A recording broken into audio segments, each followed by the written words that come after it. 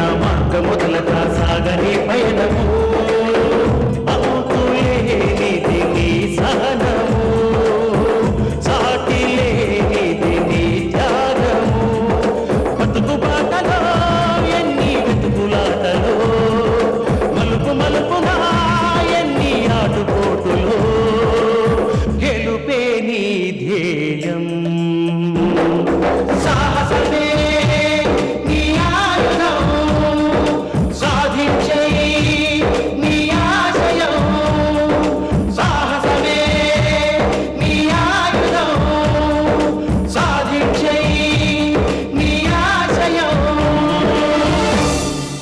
Thanks madam. వెళ్ళొస్తాను madam. వెళ్ళొస్తాను. మంచిది.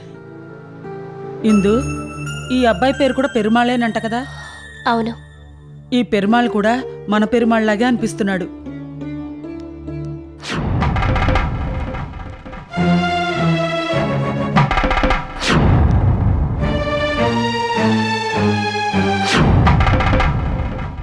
శాంతి, వస్తే శాంతి, నీ రెండో కొడుకు ఏం చేశాడో చూడవే.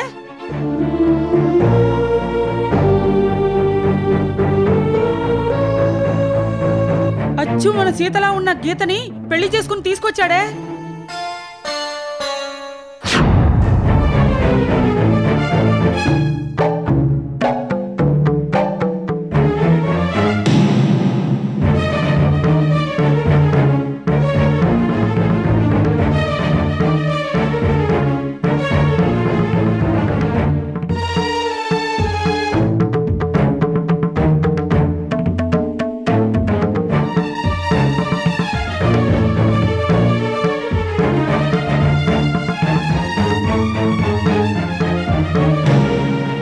ఏరా వినోద్, మేమందరం ఉన్నామనుకున్నావా చచ్చామనుకున్నావా? ఇప్పుడు నేనేం చేశానని? నోర్మి చేసిన చాలక ఏం చేశానంటూ ఎదురు ప్రశ్న వేస్తావా?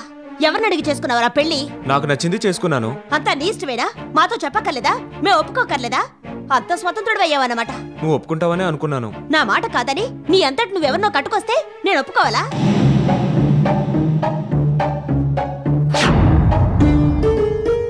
గీత, మన తొలి పరిచయంలోనే నన్ను ఆకట్టుకున్నావు. నీ మీద కలిగిన సదభిప్రాయాన్ని నీ అంతటి నువ్వే పాడు చేసుకుంటావా?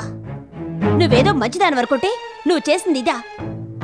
మావాడికి బుద్ధి లేకపోతే పోయింది, నీకేమైంది? అత్తయ్యగారు, దీనిలో నా తప్పేం లేదు. మీరంతా ఒప్పుకుంటేనే పెళ్లి చేసుకుంటానన్నాను. కానీ మీ అబ్బాయి నా మాట వినలేదు. పెళ్లికి నేను ఒప్పుకోకపోతే చచ్చిపోతానన్నారు. అలా అన్నాడని పెళ్లికి ఒప్పుకున్నావన్నమాట. ఒప్పుకోవడం తప్పే అయితే నన్ను క్షమించండి అత్తయ్య. శాంతి, ఇంతకీ నీ ఉద్దేశం ఏమిటి? ఈ పెళ్లికి నువ్వు ఆమోదించినట్టేనా? అఘోరించమనండి. చెల్లెమ, నట్టింటూ నిలబడ్డ కొత్త దంపతుల్ని కన్నతల్లి ఆశీర్వదించకుండా వెళ్ళకూడదు. జరిగింది ఏదో జరిగిపోయింది. ఆశీర్వదించాలమ్మా. రే, నమస్కారం పెట్టండి.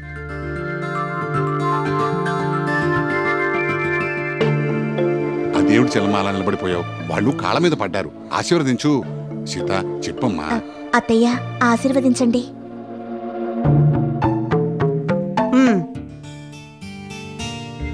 అల్లుడు, మనందరికీ పెద్ద దిక్కు. పిన్ని దగ్గర ఆశీర్వచనం తీసుకోండి. నాకు ఆశీర్వదించడానికి మనసు రావడం లేదురా. అబ్బా, చేత్తో దీవించు పిన్ని, మనసుదే ఉంది. రే, నమస్కారం పెట్టమ్మా. అమ్మడు ఇందు, ఇంటికి ఆడపడుచువి. వదిన లోపలికి తీసుకెళ్ళమ్మా. రెండోదిరా. ఒరే బలరాం, నీ పెద్ద కూతుర్ని ఈ ఇంటి పెద్ద కోడల్ని చేసావు. నీ రెండో కూతుర్ని రెండో కోడల్ని చేసావు. మొత్తానికే అసాధ్యుడివే. నాదేముంది పిన్ని, అంతా దైవఘటన. ఆ భగవంతుడి దయ వల్ల నీలా కాకుండా దాని బుద్ధి మంచిదైతే చాలు.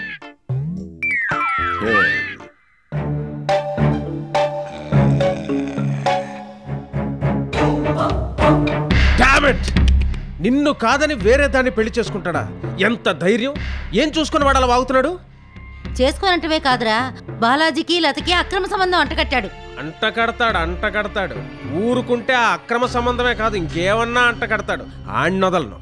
వాడి పుణ్యమానంటూ నా పెద్ద చెల్లెలు దిక్కులేని సాగు సచ్చింది. కడసారి చూపుకు కూడా నోచుకోకుండా కనుమరుగైంది. నా పెద్ద చెల్లెల్ని మింగేసిన చాలక నా చిన్న చెల్లెల మీద కూడా అబాండాలేస్తాడా? అక్రమ సంబంధం అంటకడతాడా? పెళ్లి చేసుకోరా ఎదవా అని మనంతట మనం అడిగినందుకు లోకమైపోయామన్నమాట. ఎందుకురా అనవసరంగా ఆవేశపడతావు? వాడికి ఇష్టం లేదు, చేసుకున్నాడు. బలవంతంగా కట్టబెట్టలేంగా. మనం ఏదో ఆశిస్తే ఏదో జరిగింది. వదిలే, వాడి సంగతి మర్చిపోయి నీ సంగతి చూసుకోరా. త్వరగా ఝాన్సీని పెళ్లి చేసుకో. నా పెళ్లి కాదమ్మా, ముందు నా చెల్లెలు లత పెళ్లి జరిపిస్తాను. కుబేర్లు లాంటి సంబంధం తీసుకొచ్చి వాళ్ళందరూ సిగ్గుపడేలాగా ఒక్కరోజు కాదు 5 రోజులు పెళ్లి చేసి సింగపూర్ బంగారు బాబు అంటే ప్రూవ్ చేసి చూపిస్తాను. ఆ తర్వాత నా పెళ్లి సంగతి ఆలోచిస్తాను. ఆస్తిలో, అంతస్తులో, పలుకుబడిలో, హోదాలో మనం వాళ్ళకంటే ఒక స్టెప్ ఎక్కువే అన్నది ప్రూవ్ చేసి చూపిస్తాను.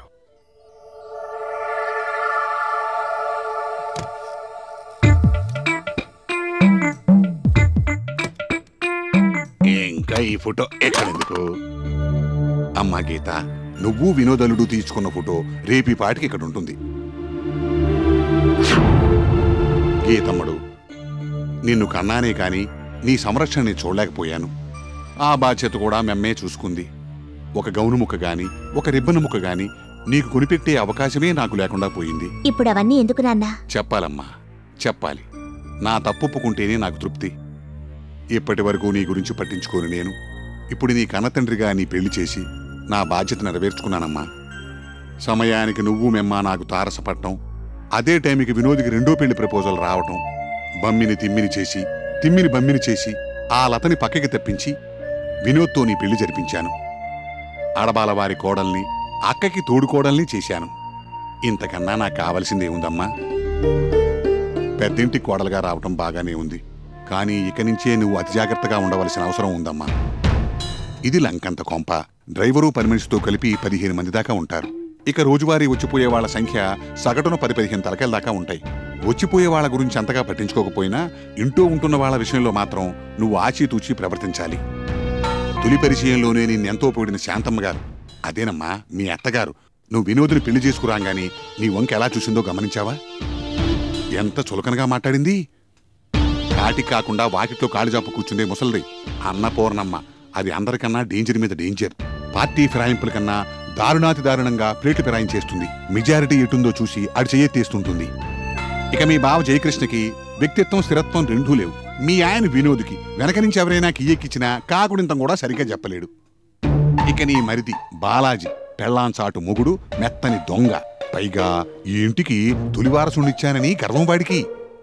సీతక్క సంగతి నా సంగతి పక్కన పెడితే ఇక నీ తోడుకోళ్ళను చూసావా? అనిత, అమ్మూ ఎర్ర తేలు, కుట్టిన 2 రోజుల దాకా నొప్పి తెలియకుండా కుట్టగల దిట్ట. ఇకపోతే ఈ ఇంటి ఏకైక ఆడపడుచు ఇందు ఉంది కదా, విధవరాలైనా కూడా అదే ఈ ఇంటి మహాలక్ష్మి, మహారాణి. అది పుట్టిన తర్వాతే ఈ ఇంటికి సిరి సంపదలు వచ్చాయని చెప్పి దానికి పొగరో. అమ్మడో, ఎందుకైనా మంచిది నువ్వు దానికి ఎప్పుడు ఓ 10 అడుగులు దూరంగా ఉండు. ఎవరితో ఎంతవరకు ఉండాలో అంతవరకు ఉండు. ఎవరిని ఎంత దూరంలో ఉంచాలో అంత దూరంలో ఉంచటం అలవాటు చేసుకో. విభిన్న వ్యక్తిత్వాల, విచిత్ర మనస్తత్వాల ఈ ఇంటి మనతో నెగ్గుకు రావటం అంత తేలిక కాదనుకో, కానీ నువ్వు నెగ్గుకొస్తావన్న నమ్మకం నాకుంది. చూడమ్మా, నీకు ఎప్పుడు ఏది కావాల్సి వచ్చినా, ఏ సందేహం వచ్చినా మీ సీతక్కని గాని లేదా నన్ను గాని అడుగుతూ ఉండు. మా ఇద్దరి దగ్గర తప్ప మరెవరి దగ్గర మనసు విప్పద్దు. చూడమ్మా, నేను నీకు జాగ్రత్తలు చెప్పిన సంగతి కూడా ఎవరి దగ్గర చెప్పకే. అమ్మా గీత, ఇది నీ పిచ్చి తండ్రి చేసే గీతాబోధగా భావించు.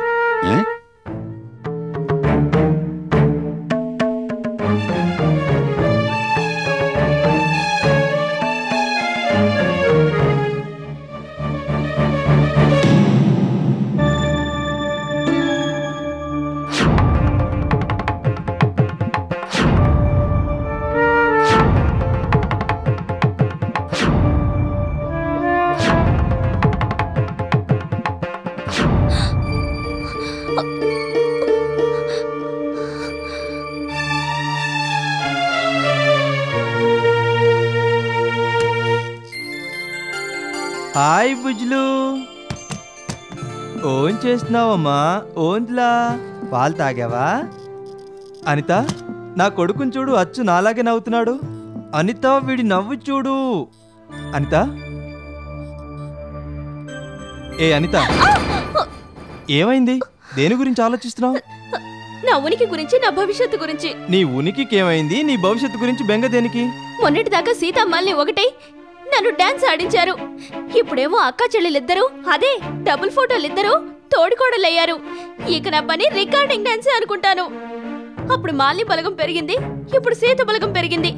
మనకే బలగాలు అక్కర్లేకపోయినా మన మనల్ని బతకనిస్తే చాలు. అయితే ఏం చేద్దామంటావు? ఏమండి, నాకు ఆలోచన వచ్చిందండి. ఏంటి? మనం వేరేంటి కాపురం వెళదామండి. అవునండి, ఇప్పుడు మనం వేరేంటి కాపురం వెళ్ళడం తప్ప వేరే దారి లేదండి. ఇదా నీకు వచ్చిన పాడాలోచన? ఇంట్లో ఎరక చచ్చిందని ఇల్లు ఖాళీ చేస్తావా? మీరెన్ని చెప్పండి, ఆ అక్క చెల్లెలతో వేగడం కష్టమే. మీరు మగరాయిళ్ళు, పొద్దుట వెళ్తారు, సాయంత్రం వస్తారు. 24 గంటలు ఇంట్లో పడుండాల్సింది నేనే కదండి. ఏమండి, వేరేంటి కాపురం వెళదామండి. అమ్మ ఒప్పుకోదు అనిత. ఏదో విధంగా నేను ఒప్పిస్తానండి. అనిత, వేరే కాపురం వెళ్తే నీకు బాగానే ఉంటుంది, కానీ బాబు సంగతి ఏంటి? ఇక్కడైతే బాబుని చూసుకోవడానికి చాలా మంది ఉన్నారు. నువ్వు ఒక్కదానివే బాబుని చూసుకోలేవు. ప్రస్తుతానికి ఇక్కడే ఎలాగోలాగా అడ్జస్ట్ అవ్వు. ఓంతిరా బుజ్జి, అమ్మతో మాట్లాడుతున్నానని కోపం వచ్చిందా? ఏమండి, పోనీ మా పుట్టింటికి వెళదామండి. మీ పుట్టింటికా? చస్తే రాను. నాకేం ఇల్లు వాకిల్ లేనట్టు అత్తారింట్లో ఉండడం ఏంటి? అది నాకెంత అవమానం. మీ అవమానం గురించి ఆలోచిస్తున్నారే గానీ నా అవమానం గురించి ఆలోచించారా? అనిత, అనవసరంగా ఏదేదో ఊహించుకొని బుర్ర పాటు చేసుకోకు. ఆ అక్క చెల్లెళ్ళిద్దరూ ఏమీ చేయలేరు. అంతగా ప్రాబ్లం వస్తే అప్పుడు ఆలోచిద్దాం.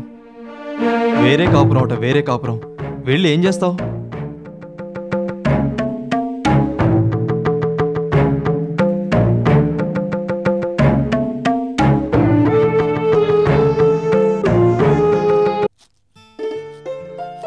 భాగ్యం, ఏమంట చేయబోతున్నావు? వంకాయ కూర, బెండకాయ పులుసు, బీన్స్ వేపుడు చేద్దాం అనుకుంటున్నాను.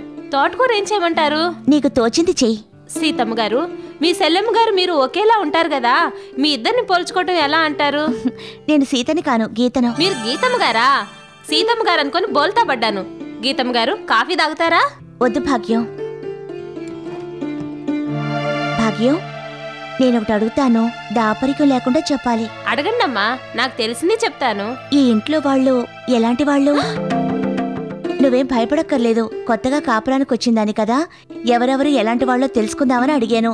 ఎక్కువ తక్కువ లేకుండా ఉన్నది ఉన్నట్టుగా నీకు తెలిసిందే చెప్పు. చెబుతాను కానండి, నేను చెప్పినట్టు ఎవరితో అనరు కదమ్మా. ఛే, ఎందుకంటాను? ఈ ఇంటి మనుషుల గురించి చెప్పాలంటే ఓ టీవీ సీరియల్ అవుతుందమ్మా.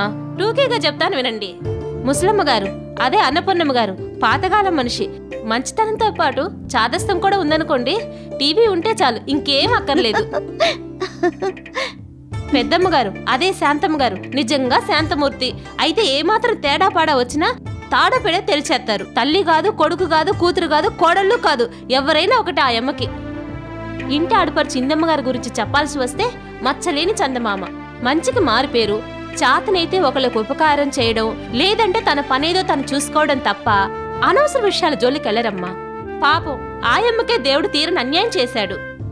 పెదబాబు గారు, అదే మీ బావగారు, జలసారాయుడు, తాగుబోతు. చేస్తున్న వ్యాపారానికి చెదలు పట్టించి పనే బాట లేకుండా ఇంట్లో కూర్చున్నారమ్మా. అలా కూర్చోబెట్టింది పెద్దమ్మగారే. మీకు 3 నిద్రలు అయ్యాయి కాబట్టి మీ ఆయన గారి గురించి నేనేం చెప్పక్కర్లేదు. ఈ పాటికి మీకే అర్థమై ఉంటుంది. అయినా చెప్పాల్సి వస్తే కాస్త మెతకమ్మా, మంచి మహారాజు. చచ్చి ఏ లోకాన ఉందో గాని మీ సమతి ఆ బాబుని కాల్చుకు తిందమ్మా.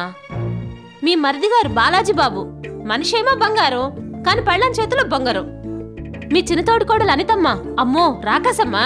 ఎర్ర తెల్లని ఆవిడగారికి మారు పేరుంది. ఆ పేరు పెట్టుకొని పిలిచారు, కొంపలు అంటుకుపోతాయి. బలరాం గారు, అదే మీ నాన్నగారు, ఆయన గురించి చెప్పడం అంత బాగుండదమ్మా. పర్వాలేదు, నేనేమి అనుకోను, చెప్పు. అసలు మనుషుల్లో అలాంటి మనసు నేను ఎక్కడ చూడలేదమ్మా. మా తేడా మనసు పీకల దాకా తాగేస్తూ ఉంటాడు. చాలా వంకర బుద్ధులున్నాయి. నేను పనిలో చేరిన కొత్తలో 2-3 సార్లు నా చేట్టుకున్నాడమ్మా. ఇదిగో ఈ వంటగదిలోనే. ఆ టైంకి పెద్దమ్మగారు రాబట్టి బతికిపోయాననుకోండి.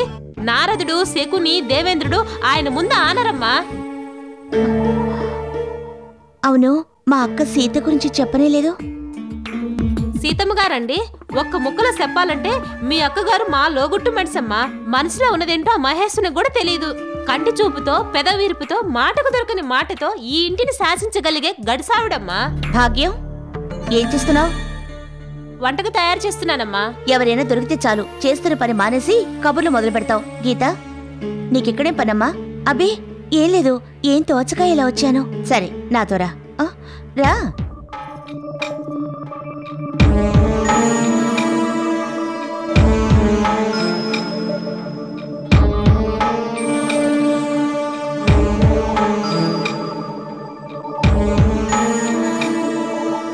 తలుపేసిరా.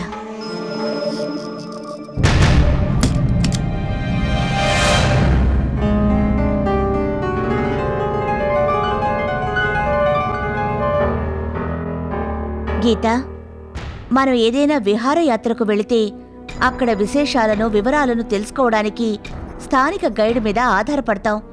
పండక్కో పబ్బానికో బంధుమిత్రుల ఇళ్లకు మనం వెళ్ళినప్పుడు అక్కడి కొత్తవారి గురించి తెలుసుకుంటాం, కొత్త పరిచయాలు కోరుకుంటాం.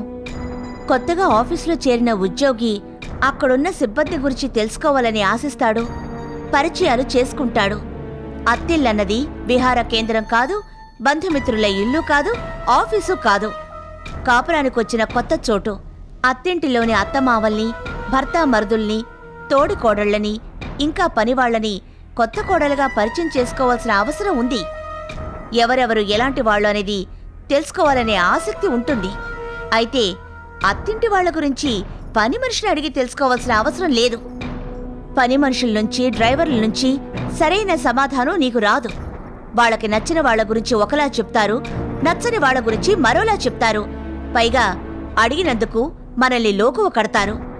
ఆ లోకువని ఆధారంగా చేసుకొని విభజించి పాలించు సూత్రాన్ని ప్రయోగించి తమ పప్పం గడుపుకుంటారు. ఈ ఇంట్లో ఎవరెవరు ఎలాంటి వాళ్ళన్నది నాన్న నీకు చెప్పినట్టున్నారుగా. అప్పటికీ నీకేమైనా సందేహాలుంటే నన్నడగొచ్చుగా.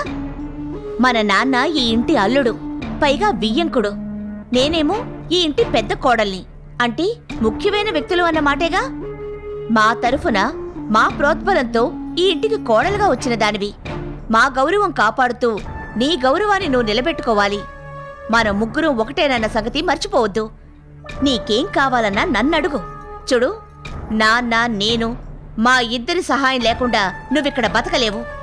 అయినా ఒకరినడిగి తెలుసుకోవాల్సిన అవసరమేమిటి? నీ అంతటా నువ్వే ఇక్కడి మనుషుల గురించి చదవగలగాలి. తెలుసో తెలియకో పని మనిషిని అడిగితే అడిగావు. ఇంకెప్పుడు ఎవరిని అడగొద్దు. నీ అక్కగా ఇది నా సలహా.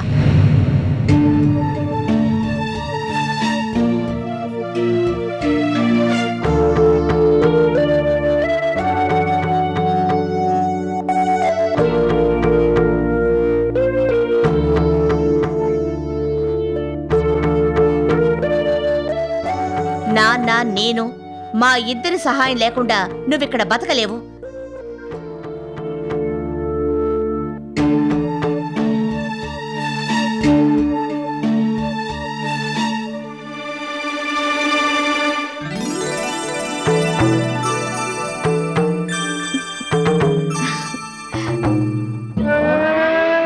ఏంటంటే అలా చూస్తున్నారు? నేను నిన్ను చూడటం లేదు. నేను చూసే చోటే నువ్వు వచ్చి నిలబడ్డావు. భలే తమాషాగా మాట్లాడుతున్నారే.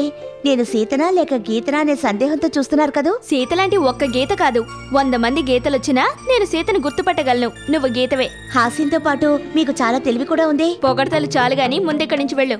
శత్రుతో మాట్లాడినట్టు మాట్లాడుతున్నారు. నన్ను చూసి భయపడుతున్నారు కదూ. భయమా? నాకా? మా ఆయనకి నేను భయపడ్ను. ఆఫ్టర్ ఆల్ నువ్వెంత? అయితే బాబునొకసారి ఇస్తారా? ముద్దాడిస్తాను. నేనివ్వను. అంటే మీరు నన్ను అనుమానిస్తున్నారు కదూ. అనిత, నువ్వు ఈ ఇంటి చిన్న కోడలివి, నేనేమో నీకన్నా పెద్ద కోడల్ని. హలో, ఆపుతారా? మా ఆయన కన్నా మీ ఆయన పెద్దవాడైనా మీకంటే ముందు నేను కోడలుగా ఈ ఇంటికి వచ్చాను కాబట్టి నేనే నీకన్నా పెద్ద కోడల్ని. అలాగే అనుకుందాం. కానీ మనిద్దరం ఆడవాళ్ళ వారి తోటి కోడళ్ళం. అందుకని మనిద్దరం ఒకటిగా ఉండాలి. నాకు కావలసిన సహాయం మీరు చేయాలి. మీకే సహాయం కావాలన్నా మొహమాట పడకుండా నన్ను అడగండి, నేను చేస్తాను. ఇక నుంచి మనిద్దరం ఫ్రెండ్స్ అనుకోండి. పర్వాలేదే, నువ్వు సీతలా లేవే. అంటే